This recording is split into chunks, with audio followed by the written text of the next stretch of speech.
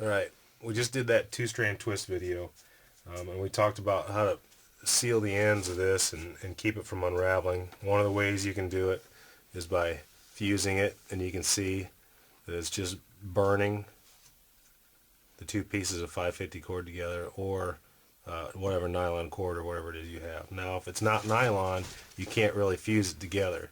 You have to use what's called a whipping technique. Just whipping the end of the rope. Like this is a natural piece of rope right here. It's actually a 3-strand twist, but it doesn't matter, it'll still work the same way. And what we're going to do is we're going to wrap another thin piece of line around here to keep this from coming undone. And what can we use for that? Well, we can use the inner strand from 550 cord, works well. We can also use artificial sinew, works real well. It splits down easy and it works well. I'm going to use a braided waxed thread that's pretty multi-purpose stuff. So I'm really not going to need all that much. Probably about 1.5 feet piece ought to be good. Alright, now get in here a little closer so you can see. There. Alright, to start with, I'm going to take my line and fold it in a bite on there. So everybody can see that. It's on a bite.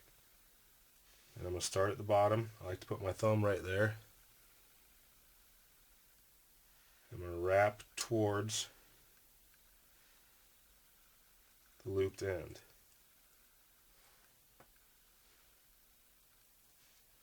So I'm going to wrap.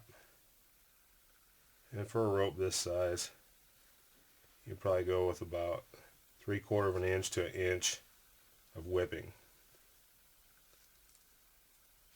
Alright, once I get to about right there, I'm going to take this end that I've been working with, and it's going to get passed through the other loop that I just made. This end that was hanging down on the bottom, I'm going to pull it.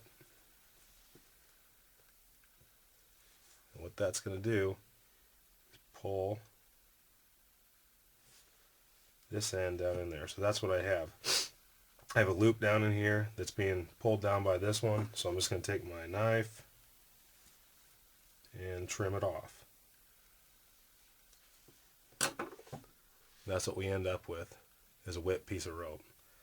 Now whipping can, you can see how it looks right there. Whipping can be used for other things too.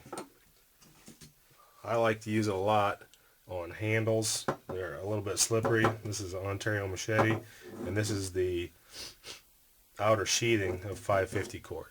Works very well.